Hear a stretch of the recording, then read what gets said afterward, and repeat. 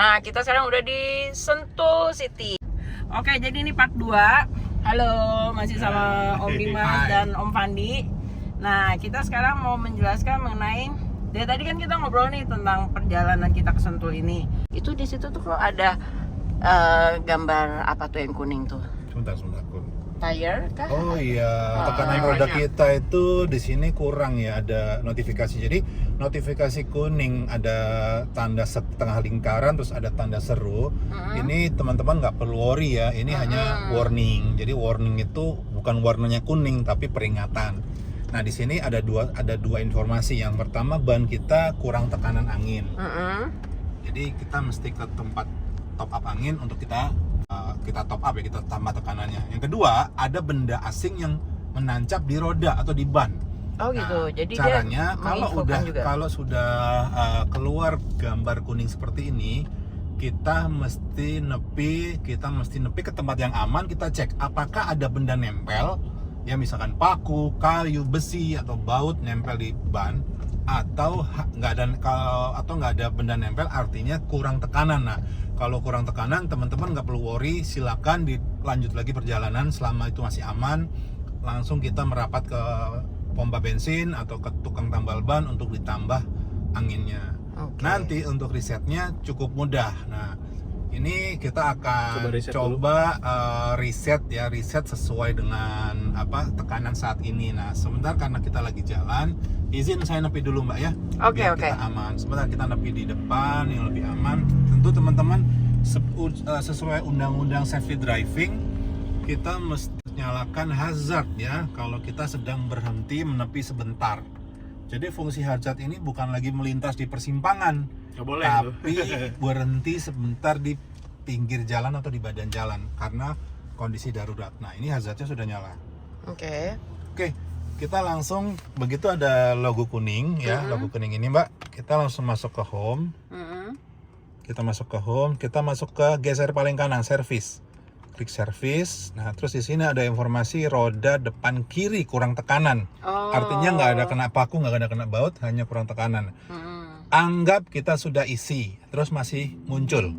Gimana caranya? Klik sekali, oke. Di menu oke. Ya, kursor oke. Klik tire pressure, ya. Terus use current tire pressure as new reference value. Kita geser yes, kita pilih yes. Oke. Maka tekanan akan reset message memory yang tadinya ada 1, bannya kurang angin, sekarang sudah 0 ya. Artinya tekanan sudah normal. Anggap tadi kita sudah isi ya. Jadi caranya cukup home, masuk ke service, saya ulang lagi, kita home, masuk ke service, oke. Lalu kita pencet oke lagi untuk mereset tekanan. Ya. Oh gitu, jadi cukup cara mudah mereset untuk apabila ada bannya ada notifikasi ya, either itu kurang angin atau ada benda yang menancap di ban. Jadi reset itu ada 2 versi sebenarnya. Ban itu otomatis akan reset sendiri seiring kalibrasi ya, roda berputar. Akan otomatis reset sendiri. Tapi memang itu butuh waktu.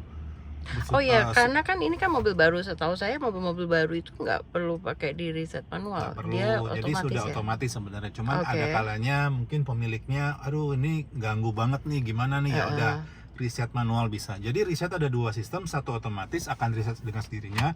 Karena di setiap roda kendaraan Mercedes-Benz itu dilengkapi dengan sensor roda. Nah itu menangkap tekanan roda.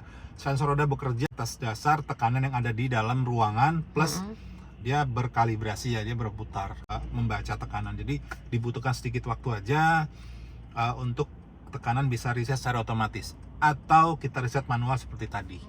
Nah, sekarang kita lagi nyalakan hazard. Nah, teman-teman nggak perlu matiin hazard untuk melaju, tetap bisa melaju dengan cara sen ya. Kita sen kanan. Nah, otomatis hazardnya mati. Sen kanan mati, kita jalan lagi. Tentunya kita lihat belakang sudah aman, kita boleh melanjutkan perjalanan. Nah, begitu sennya lepas, otomatis hazardnya nyala. Nah, baru kita matikan. Jadi kalau mungkin lagi konvoy, lagi rangkaian, jadi kalau teman-teman harus menyalakan hazard ya, kalau untuk berpindah lajur silakan tekan bagian yang sen yang ingin diinginkan. Misalkan lajur kanan ya, silahkan kanan, kiri atau kiri. Nah, sekarang saya mau minta di sharing untuk EQ. EQ itu kan kendaraan listrik dari Mercedes-Benz ya. Yes. Jadi semua kendaraan listrik untuk Mercedes-Benz semua tulisannya ada EQA. Untuk sekarang yang keluar ada EQA, EQB, EQE dan EQS. Jadi untuk EQE ada yang EQE sedan dan SUV, sedangkan yang EQS juga ada sedan dan SUV. Nah, untuk EQE SUV ini range-nya berapa sih, dan untuk Charging time-nya ya. charging time-nya dan cara pengoperasian mengenai yang kelistrikannya lah. Oke. Itu boleh tolong diceritakan. Oke, pertama EQ Mercedes-Benz menggunakan lithium high voltage baterai.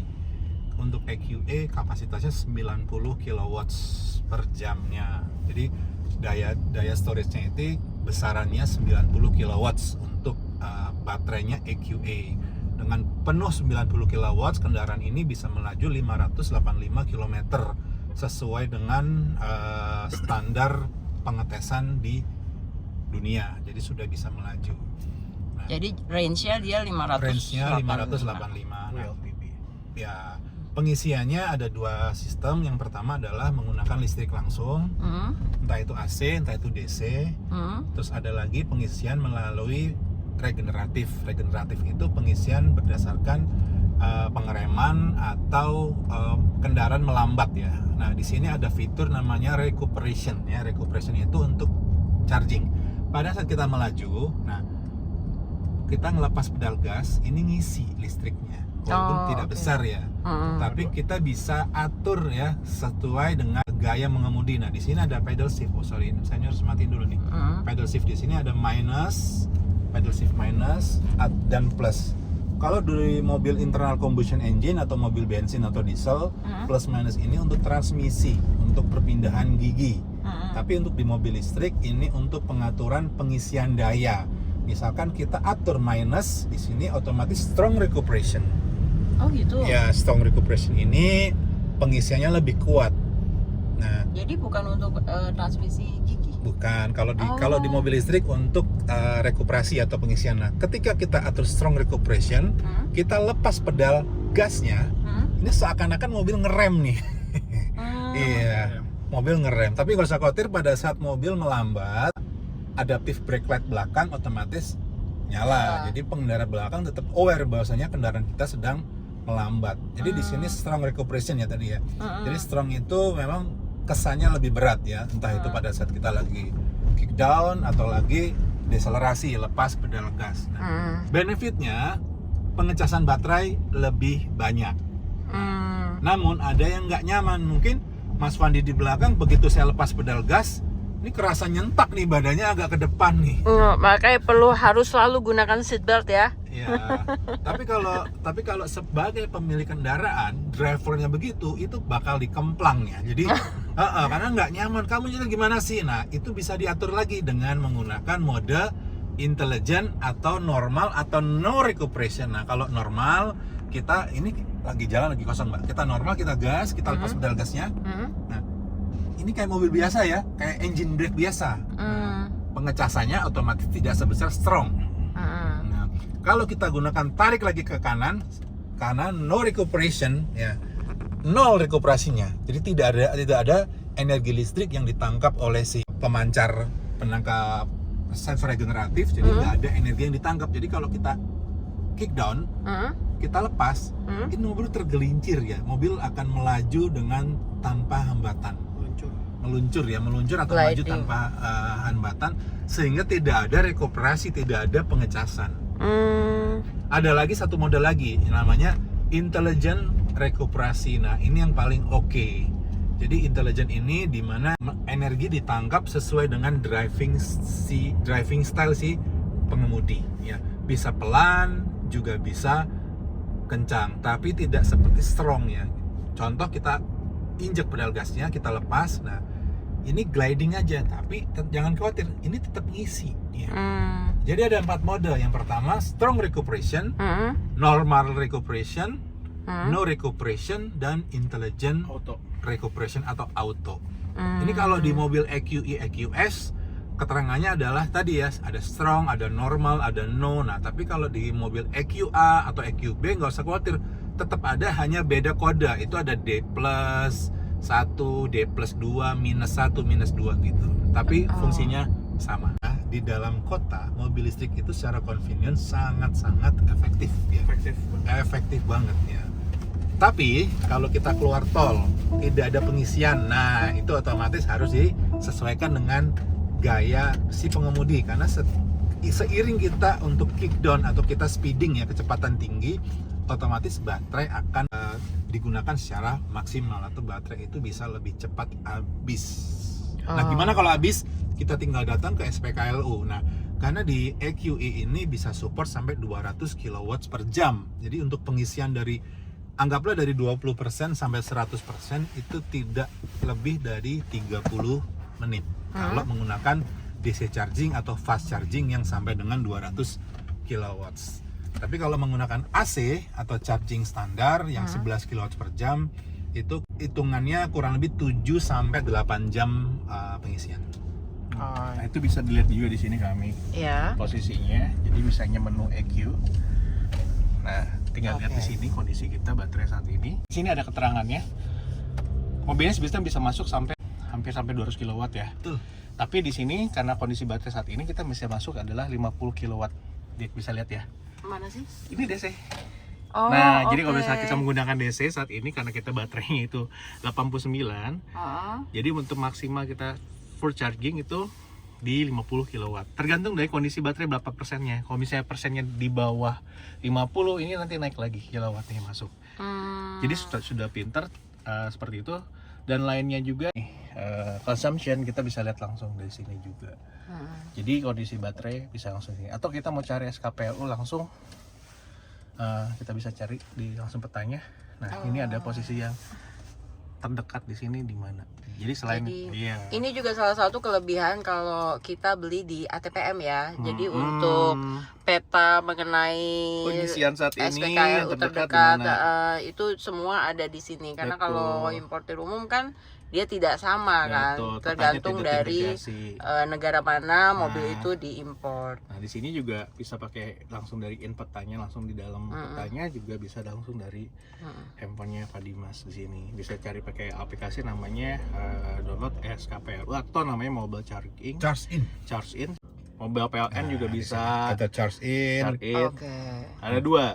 Jadi bisa pakai mobile PLN, tapi kalau saya lebih suka charge in karena dia bisa pakai sistem pembayaran, bisa pakai OVO. Satu lagi, Voltron. Ini Voltron kita endorse karena kita mendapatkan 1000 kW dalam 1 tahun. Setiap pembelian Mercedes-Benz EQ, entah itu EQA, EQB, EQE, EQS, ya, customer mendapatkan benefit 1000 kW dalam 1 tahun. Itu sangat membantu banget loh. Jadi bisa digunakan di kapanpun dan dimanapun tentunya yang menggunakan chargers Voltron. Oke, selama perjalanan ke Ion, saya juga mau menjelaskan mengenai console box yang ada di tengah. Di sini juga udah ada wireless charger dan ada 2 USB port serta ada double cup holder.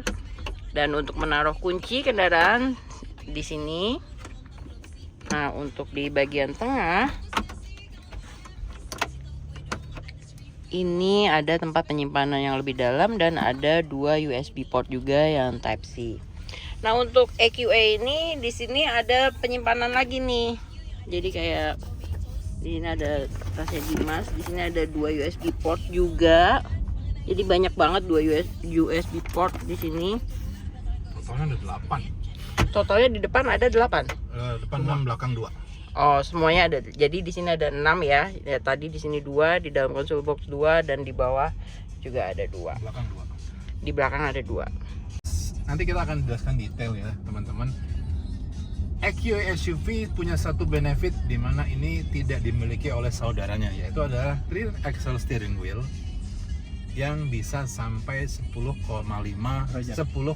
derajat. Jadi pada saat kecepatan di bawah 60 km per jam, roda itu akan berlawanan dengan roda depan. Roda belakang bisa berputar ya, bisa berputar, namanya rear axle bisa berbelok. Nah, beloknya itu sudutnya sampai 10,5 derajat. Namun di kecepatan rendah itu beloknya berlawanan dengan roda depan. Jadi kalau roda depannya ke kanan, otomatis roda belakangnya ke kiri. Jadi untuk apa? Memperbesar sudut putar.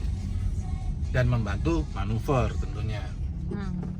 Ketika kecepatan di atas 60 km per jam, sudut putarnya itu akan searah dengan roda depan. Sehingga pada saat kecepatan tinggi itu akan membantu pertama manuver, kedua membantu handling, ketiga kendaraan akan lebih stabil. Jadi pada saat berbelok itu tidak sampai penumpang belakang itu akan terbawa oleh gravitasi ya. Jadi akan nggak miring-miring lah ya, tetap. Iya, bukan nyaman.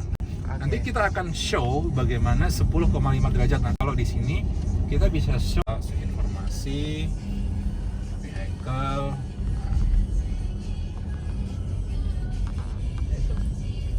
Nah, di sini 0,1 derajat ya.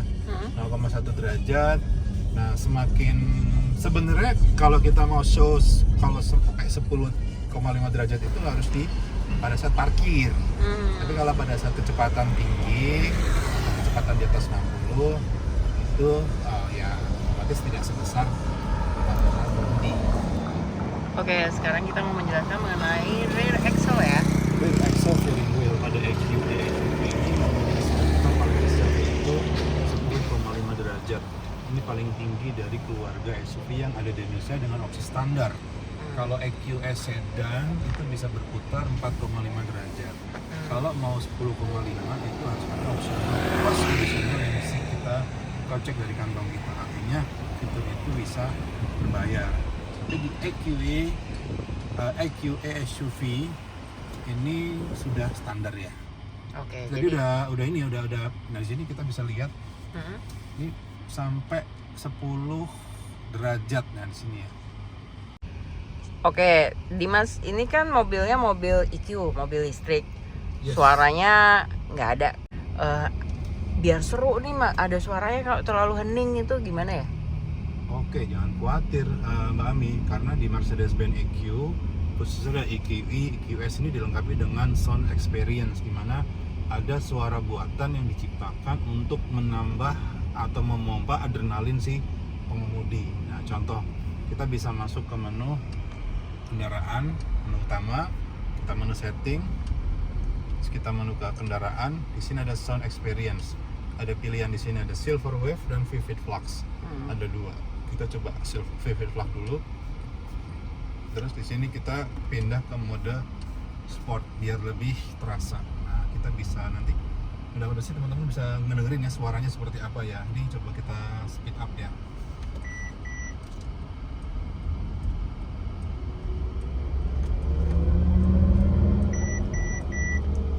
Jadi ada suara seperti suara apa ya, suara pesawat luar angkasa deh. Yeah. Ya. Jadi suara itu tuh ya diciptakan untuk menambah feel atau menambah taste berkendara. Tadi pas kita kan mungkin terlalu dekat ya sama mobil depan. Ambient lights kalau misalnya rem terlalu dekat dengan mobil depan, ambient lightsnya juga merah ya? Di EQE ini dilengkapi dengan active ambient light.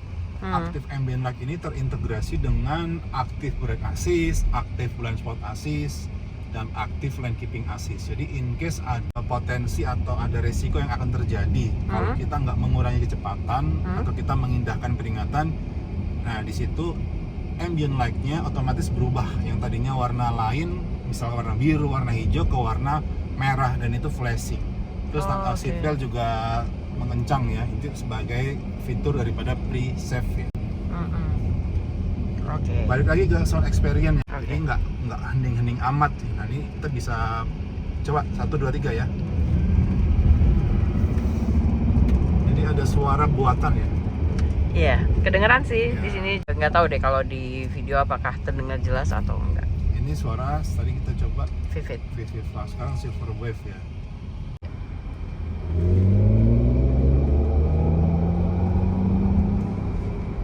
Mungkin kalau yang ini agak lebih kedengeran ya suara mesin dari ya, silver seperti wave mesin. ya. Suara keluar dari speaker. Keluar dari speaker. Suara-suara tersebut itu diciptakan oleh speaker Burmester yang ada di kendaraan. Jadi suara itu suara buatan sebenarnya, bukan suara daripada mesin atau motor atau baterai atau dan sebagainya. Jadi itu suara ciptaan daripada si speaker pintar Mercedes-Benz. Itu tadi Burmester Surround Sound 3D. Sekarang kita mau menjelaskan mengenai, karena ini SUV, jadi harusnya ada fitur transparent bonnet juga nggak? Ya, ini ada kamera 360 degree ya, 360 derajat. Nah, di sini ada fitur tambahan nama transparent bonnet, di mana kita bisa melihat visualisasi bawah kap mesin ya melalui kamera-kamera canggih. Nah, kita akan coba aktivasi. Sorry, kita menu off-road. Oh, menu off-road. Menu off-road, terus kita masuk ke bagian bawah sini. Nah, di sini kita mesti jalan dulu untuk mengetahui bagian depan kendaraan. Nah, di sini seakan-akan kamera itu ada di bawah kap mesin. Ya, padahal kamera yang digunakan adalah kamera depan. Nah, ini kalau seandainya ada benda di bawah, misalkan ada kucing lagi tidur, nah itu bisa kita lihat. Nah, di depan ada genangan air. Nah, kita bisa lihat genangan air. Nah, kita bisa lihat sampai kita bisa masuk ke jalanan yang rusak sekalipun. Nah, ini kita bisa membantu obstacle yang ada di depan. Jadi kita bisa antisipasi si kendaraan ini agar tidak mungkin terjerumus pada saat off-road. Nah, ini cukup membantu, dan kamera ini bisa aktif maintain di kecepatan maksimal 11 km per jam. Nah, kalau di atas 11 km per jam otomatis akan berubah menjadi kamera depan. Oke. Nah, kita coba kamera. Oke, ini jalannya cukup challenging ya. Nah, kalau misalnya ini kan jalannya jelek nih. Setiap hari misalnya saya lewat sini. Itu kalau misalnya saya mau ngasih tahu di sini jalannya jelek ya, itu kita bisa mememorikan nggak ke kendaraan? Tentu saja, karena di sini juga ada geotagging kamera. Kita bisa save titik di mana misalkan kita butuh bantuan visualisasi kamera. Pertama, kita bisa aktifkan, ada tombol di sini, tombol parking. Klik tombol parking di sini. Ya. Oke, kita back dulu, tombol parking di sini, terus kita aktifkan. Nah, di sini ada gambar kamera yang ada logo Maps-nya. Kita lihat di sini. Oke, sometime kita lewat area koordinat titik ini, ya, kamera 360 akan muncul secara otomatis tanpa diperintah. Nah, tentu saja ini membantu kalau kita butuh bantuan visualisasi. Gitu, Mbak. Jadi sangat membantu banget ya. Pasti, karena juga Mercedes-Benz membuat fitur itu tidak asal gimmick-gimmick aja, tapi fitur itu benar-benar kepake ya. Iya. Jadi ada manfaatnya. Nah, ini kan jalanan lagi turunan. Kalau misalnya seperti di puncak kan ada tanjakan, ada turunan. Macet gitu ya. Iya. Terus posisi mobil berhenti gitu ya. Ada fitur yang membantu pengendara supaya pada saat berhenti lebih safe. Lebih safe dan lebih gampang. Ada. Jadi Mercedes-Benz mendevelop teknologi pengeremannya itu nggak hanya mobil bisa berhenti atau merem pada saat mobil ada darurat, tapi juga bisa membantu pada saat kendaraan harus berhenti sesaat, ya, tanpa merepotkan si driver. Kita ada fitur namanya hold function atau di global namanya auto hold. Kalau di kendaraan lain, mungkin di merek lain itu menggunakan tombol. Jadi pada berhenti menggunakan tombol ditarik atau di push. Mercedes-Benz cukup melanjutkan pengereman. Contoh, pada saat kita anggap kita lagi berjalan, kendaraan berjalan, kita harus berhenti. Nah, berhenti, mobil setelah berhenti, diinjak pedal remnya sampai posisi habis ya, sampai indikator hold functionnya di sini keluar. Oh, keluar. Nah, ada ini hold function hold ya. Nah, kalau hold function keluar, posisi transmisi di mana? Masih di drive tentunya. Masih di drive. Jadi masih di drive transmisinya, remnya posisinya tahan. Nah, ini kaki saya sudah saya angkat nih, Mbak ya. Oh, jadi dia bisa berhenti ya. Sudah berhenti. Nah, berhenti sesaat. Nah, sampai di cancel atau dirilis oleh si drivernya. Dengan cara apa? Diinjak lagi remnya atau digas pelan. Jadi misalkan di puncak atau di Bandung, Lembang, manapun kita lagi macet atau di lampu merah, berhenti sesaat. Nah, setelah berhenti, kita nggak perlu pindah ke P atau ke rem tangan, cukup aja injak ya. Pedal remnya kita injak ya, kita tekan sampai habis, sampai penuh. Nah, sampai keluar tulisan hold. Di sini fitur ini membantu banget in case kalau lagi jalan posisi macet atau posisi jalan stop and go. Gimana kalau jalanan nanjak? Nah, lebih bagus lagi kita aktifkan hold function, kendaraan pada saat maju tidak mundur sedikit pun. Jadi melindungi juga pengendara bagian belakang kita pun juga aman. Nah, gimana kalau rilis? Kita tinggal injak pedal gasnya, otomatis mobil jalan. Oke. Nah tadi kan kita fiturnya off-road. Iya. Nah apa aja sih selain transparent bonnet? Mungkin ada fitur lainnya yang pada saat posisi berkendaranya itu off-road. Oke, pada saat off-road itu memang ada beberapa pilihan, tapi ada satu fitur andalan yang dimiliki Mercedes-Benz, di mana kendaraan kami memiliki fitur downhill speed regulation. Ya. Fitur itu aktif apabila kendaraan digunakan untuk downhill ya, turun-menurun ya. Di mana kita bisa membatasi traksi juga kecepatan ya. Jadi ada pengereman, transmisi itu bekerja sama untuk membatasi laju kendaraan agar tidak tergelincir. Nah, kita akan coba, kita lihat depan jalannya cukup menurun ya. Kita lagi di atas bukit. Nah, kita aktifkan dulu menu off-road ya. Dari dynamic select kita aktifkan dulu di off-road, active drive program. Oke. Lalu kita masuk ke menu kendaraan di sini. Nah, kita aktifkan downhill speed regulation. Kita aktifkan. Oke, kita jalan. Nah, kendaraan akan membatasin dari starting 6 km per jam sampai maksimal 18 km per jam. Kita bisa atur kecepatannya. Untuk turunnya. Iya. Nah, di sini kendaraan harusnya kalau nggak ada pengaturan downhill speed ini bisa melaju, kendaraan cukup kencang. Nah, di sini dibatasin. Ini juga bisa kita kurangin menjadi misalkan kecepatan contoh 10 km per jam. Nah, di sini rem ya.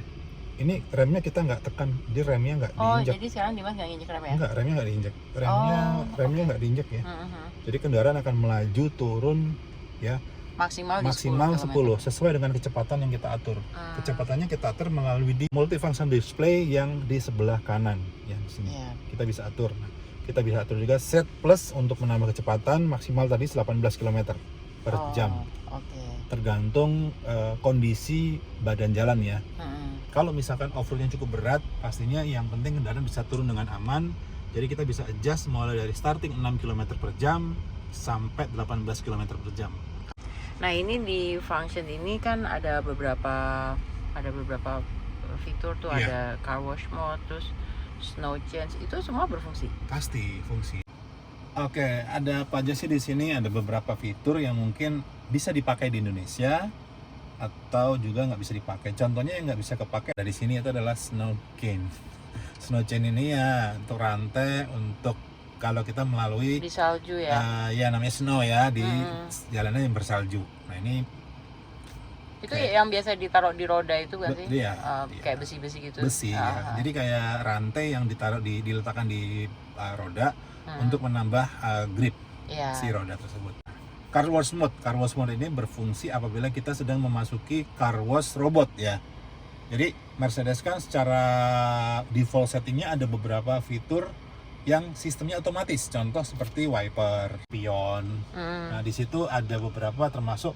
Nah kalau kita aktifkan di sini, yang secara otomatis default off atau mematikan sensor tersebut adalah pertama folding mirror, spionnya akan melipat. Terus window and roof close, jadi pasti jendela akan nutup ya.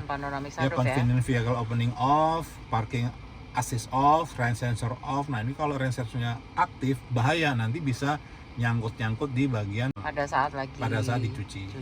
Terus rear wiper pun juga off bagi yang ada rear wiper, kalau yang nggak ada ya nggak ada. Nah, kalau ini kita aktifkan, kendaraan akan mengikuti laju yang diarahkan oleh si car wash tersebut. Iya. Oke, terus kita ada ESP Electronic Stability Program, di mana fitur ini bisa mengatur pengereman roda mana yang bisa kita kurangi lajunya, jadi agar terhindar dari bahaya oversteer maupun understeer. Lanjut, tadi kita sudah bahas tentang downhill speed regulation. Nah, kita geser di sini. Ini adalah sensor parktronic, di mana sensor ini akan berfungsi apabila kendaraan kita terlalu dekat dengan kendaraan lain. Jadi kalau misalkan di kemacetan atau sedang parkir, nah pasti akan bunyi bip bip bip bip bip. Nah, kalau di kemacetan dirasa mungkin kurang nyaman, silakan dimatikan. Tapi sebaiknya memang dinyalakan karena ini dirancang khusus untuk memberikan safety system. Kedua, active lane keeping assist. Nah, di sini ada satu fitur yang mana fitur itu menjaga si kendaraan agar tetap berada di jalur yang tepat. In case mungkin drivernya nap atau sleeping, micro sleep, kendaraan akan bergeser ke melewati marka jalan. Nah, pada saat roda kendaraan melewati marka jalan, secara otomatis akan diingatkan oleh si fitur active lane keeping assist, yang mana pertama ada bunyi audible ya, beep beep beep, beserta setirnya bergetar. Oh, oke. Apabila kendaraan melewati marka jalan ya yang dirasa sudah nggak normal, maka setir bisa kembali lagi lurus ya.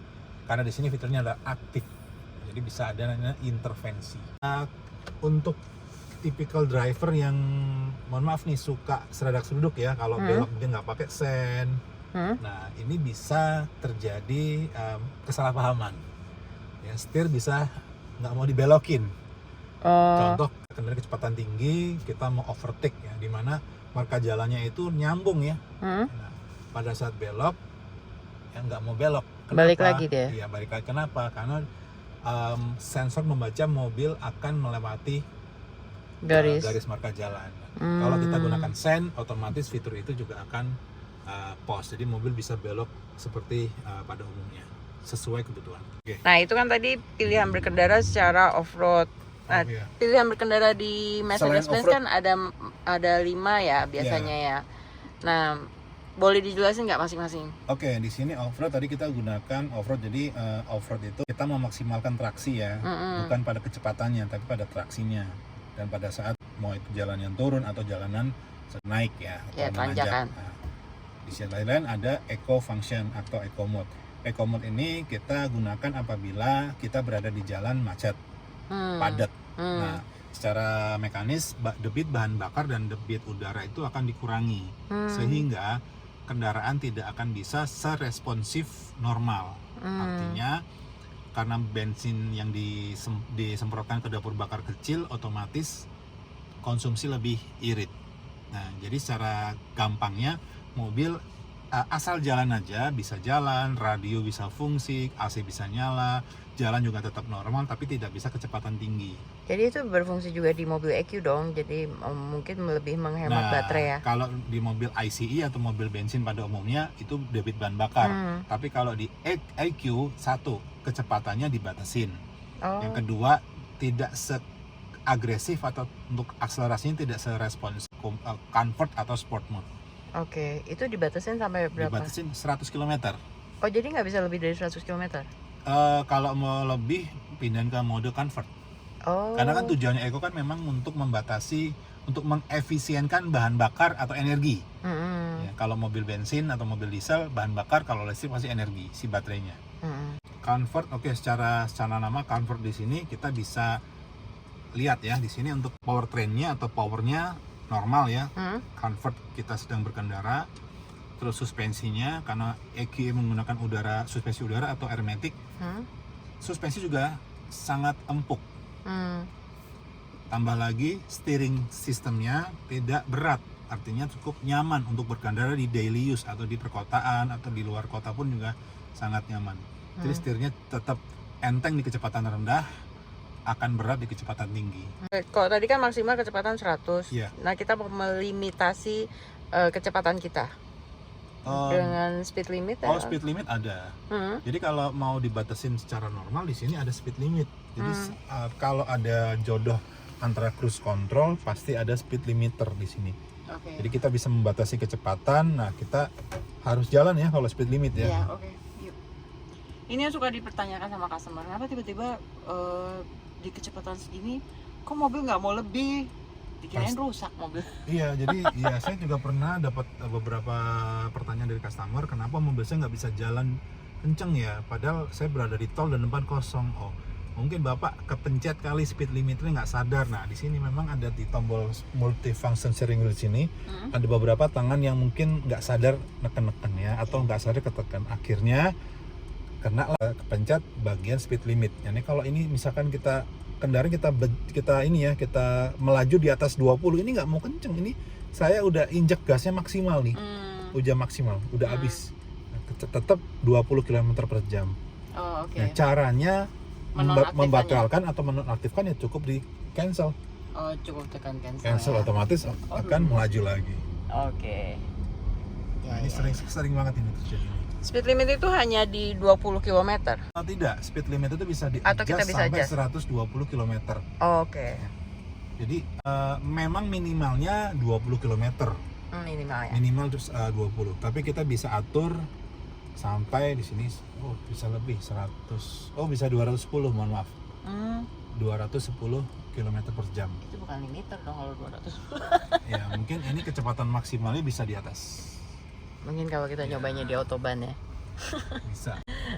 Oke, nah kalau untuk cara berkendara yang lain, Ada sport dan ada sport. individual Kalau ya. sport pasti powertrainnya atau motor listriknya akan dipacu ke kecepatan maksimum sehingga kendaraan lebih agresif. Terus ada juga menu suspensi otomatis. Dengan kendaraan agresif dibutuhkan suspensi yang rigid agar kendaraan tetap stabil. Juga steering system yang sangat bisa dibilang berat ya, karena memang dibutuhkan untuk bermanuver ya. Terus juga sistem ESP-nya pun akan berubah menjadi sport ya, sistem pengeremannya pun juga akan ya semua berubah ke sport. Nah kalau misalnya individual itu saya bisa men-setting sendiri nggak sih? Pasti, kalau individual tuh Gimana cara settingnya? sederhananya custom ya. Jadi Oh. kita bisa sesuai dengan kebutuhan. Misalkan kita atur suspensinya maunya convert. Oh jadi yang di sini aja ya, iya, yang bisa diatur kita ya? bisa atur di sini, logo setting di sini. Oh, Kita bisa atur. Ya, oh jadi tinggal menekan ini? Ya, kita push tombol setting di sini, dan di sini untuk drive-nya kita bisa atur ke misalkan convert engine-nya atau power atau motor listriknya kita atur sport.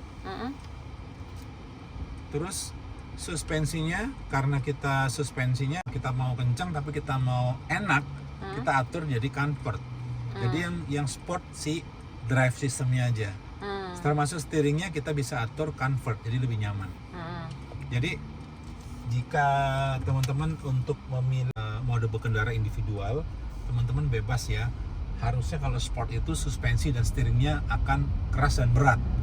Kali ini enggak, suspensinya bisa dibuat lebih empuk, setirnya juga bisa dibuat lebih nyaman.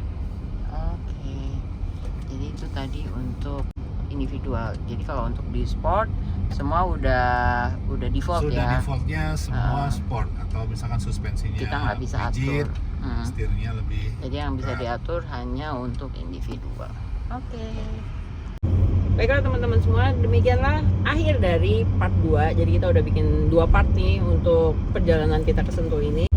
Semoga penjelasan dan sharing kita tadi bermanfaat untuk pengendara dan dalam melakukan safety driving. Jadi tunggu video kami yang lainnya tentang Mercedes-Benz. Jangan lupa di like, di subscribe, dan di komen. Tunggu video kami yang lainnya ya. Sampai jumpa. Bye-bye.